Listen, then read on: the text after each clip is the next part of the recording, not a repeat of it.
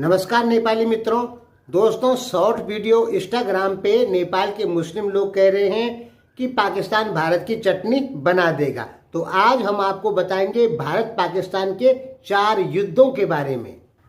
सबसे पहले ये जान लीजिए कि नेपाल का लगभग 75% लोग इस समय आतंकवाद की खूब बुराई कर रहे हैं, आतंकवाद को समर्थन नहीं दे रहे हैं और भारत का समर्थन कर रहे हैं। ये एक बहुत अच्छी बात है। तो इनका कहना है कि भारत हार जाएगा। सबसे पहले सुनिए पाकिस्तान के एक बहुत बड़े न्यूज रिपोर्टर की ये छोटी सी रिपोर्ट कि ये जो जंग शुरू हो गई है ये कैसे लड़ेंगे। क्या आप हिंदुस्तान जो चाहता है उस तरीके से लड़ेंगे कि उनका जो फौज है हमारे से ज्यादा 4 गुना, उनका जो एयरफोर्स है हमारे से ज्यादा 6 गुना, उनका नेवी जो है 8 गुना, यू विल यूज उनके साथ कन्वेंशनल वॉर करेंगे। देखिए, इमरान खान भी पहले ही स्वीकार कर चुका है कि हम भारत से कभी भी युद्ध में नहीं जीत सकते और हजारों पाकिस्तानी ऐसे हैं जो क्लियर कहते हैं कि हम भारत को कभी भी नहीं हरा सकते। ये जो एंकर बोल रहे हैं ये पाकिस्तानी ही हैं, आप सर्च कर लीजिएगा। देखिए, भारत की पावर पाकिस्तान से हर मामले में 3, 4, 5 गुना ज़्यादा है। पाकिस्तान का जो इकोनॉमी है वो 350 बिलियन डॉलर है, भारत की 4000 बिलियन डॉलर है। पाकिस्तान के पास अपने टैंकों में तेल भरने के लिए भी पैसा नहीं है, वो कैसे लड़ेगा भारत से। भारत और पाकिस्तान के बीच में 4 लड़ाइयां हो चुकी है।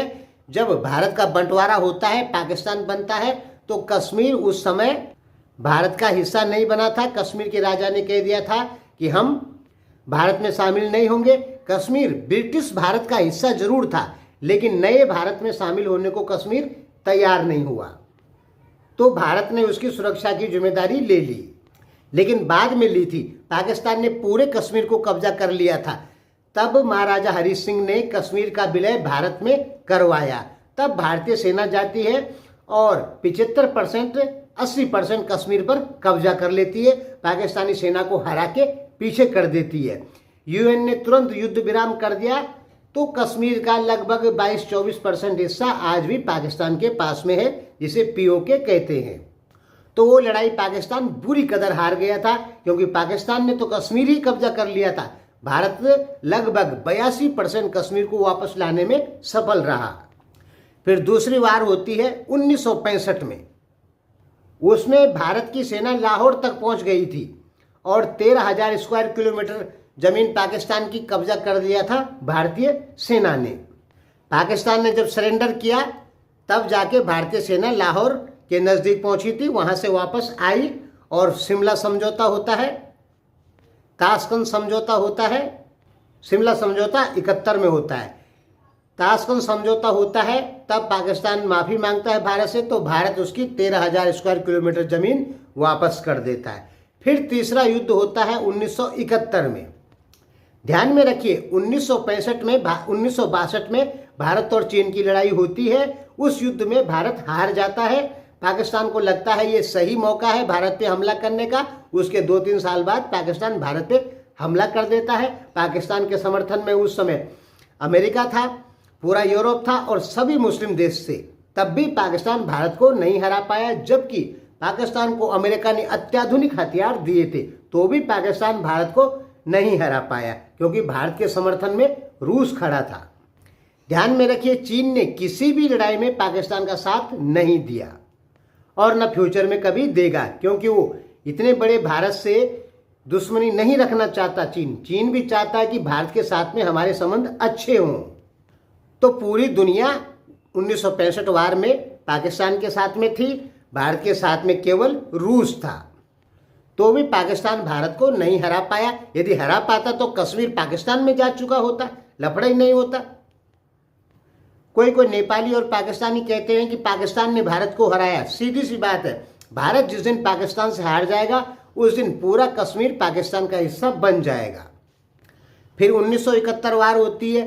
1971 वार में पाकिस्तान ने भारत पे अटैक कर दिया, क्योंकि 1971 वार में अमेरिका का फुल समर्थन था पाकिस्तान को, ब्रिटेन का, यूरोप का, सभी मुस्लिम देशों का पूरा समर्थन था और दबा के हथियार दिए थे पाकिस्तान को।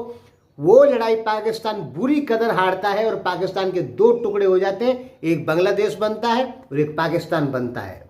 उस समय तो ब्रिटेन ने अपने 2 जहाज भेज दिए थे अरब सागर में भारत पे अटैक करने के लिए, और अमेरिका ने अपना एयरक्राफ्ट कैरियर 7वां बेड़ा भेज दिया था भारत पे परमाणु हमला करने के लिए। लेकिन रूस की पनडुब्बियां आ गई तो अमेरिका का जो 7th फ्लीट था, जहाजी बेड़ा 7वां, वो वापस भाग गया, क्योंकि अमेरिका को लग गया कि यहाँ बहुत बड़ा परमाणु युद्ध छिड़ जाएगा।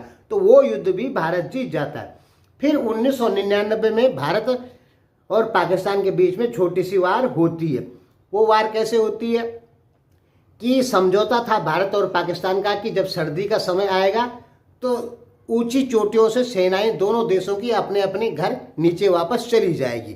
तो उस समय क्या हुआ, भारत की सेना तो वापस आ गई, लेकिन पाकिस्तान की सेना दिखाने के लिए थोड़ा वापस गई, उसके बाद पीछे से आके भारत की 10 चोटियों को कब्जा कर लेती है। भारत को ये खबर 3 महीने बाद पता लगती है कि हमारी 10 चोटियां पाकिस्तान ने कब्जा कर ली। तो भारत ने फिर पाकिस्तान पे अटैक किया और अपनी चोटियां वापस ली। तो वो लड़ाई भी पाकिस्तान हार जाता है।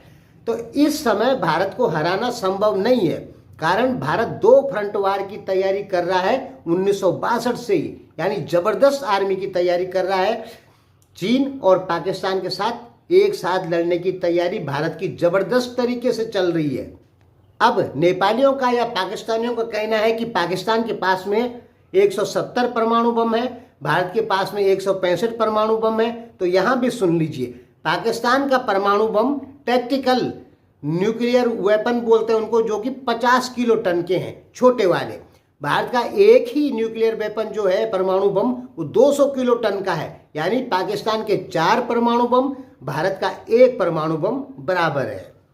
पाकिस्तान ने छोटे परमाणु बम बनाए हैं, भारत ने छोटे परमाणु बम नहीं बनाए, बड़े परमाणु बम बनाए हैं।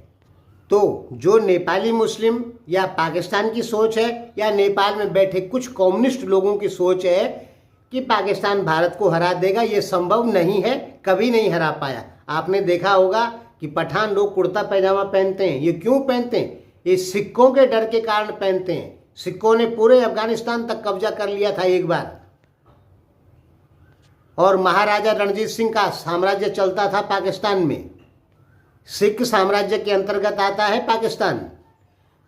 तो सिक्कों की डर के कारण इन्होंने कुर्ते पैजामे चालू कर दिए थे पहनने, और बुर्का ओढ़ना चालू कर दिया था पाकिस्तानी पठानों ने, ताकि भारतीय सैनिक सोचें कि ये औरतें हैं और हम पे हमला ना करें। और यही प्रथा पाकिस्तान में बन गई, जो पठान लोग कुर्ता पैजामा पहनते हैं वो। भारत के पास में एक से एक जातियां हैं लड़ने वाली है। जाट हैं, सिख हैं, खसिया हैं, किरात हैं, यानी गोरखा जिसे हम लोग कहते हैं, राजपूत हैं, गुज्जर हैं। भारत की सेना की संख्या भी 51 लाख है, जबकि पाकिस्तान की लगभग 12 लाख। कैसे समझिए, भारत की 14.5 lakh active army, 11 lakh reserve army, 25 lakh paramilitary force, ये सब मिला जुला के 50-51 लाख होती है। पाकिस्तान के पास पैरामिलिट्री फोर्स नहीं है, सेना ही वहाँ की पैरामिलिट्री का काम करती है और रिजर्व आर्मी है। तो भारत की सेना बहुत बड़ी है। भारत ने ये सेना इसलिए रख रखी है कि भारत कई सालों से 2 फ्रंट वार की तैयारी कर रहा है। भारत को पता है कि फ्यूचर में चीन और पाकिस्तान से एक साथ लड़ना पड़ेगा। तो भारत की तैयारी तो 2 देशों के साथ एक साथ लड़ने की है, तो पाकिस्तान क्या चीज़ है? तो ये जो सोचना है कुछ लोगों का कि पाकिस्तान भारत को हरा देगा, तो ये असंभव है, ये कभी नहीं हो सकता। धन्यवाद।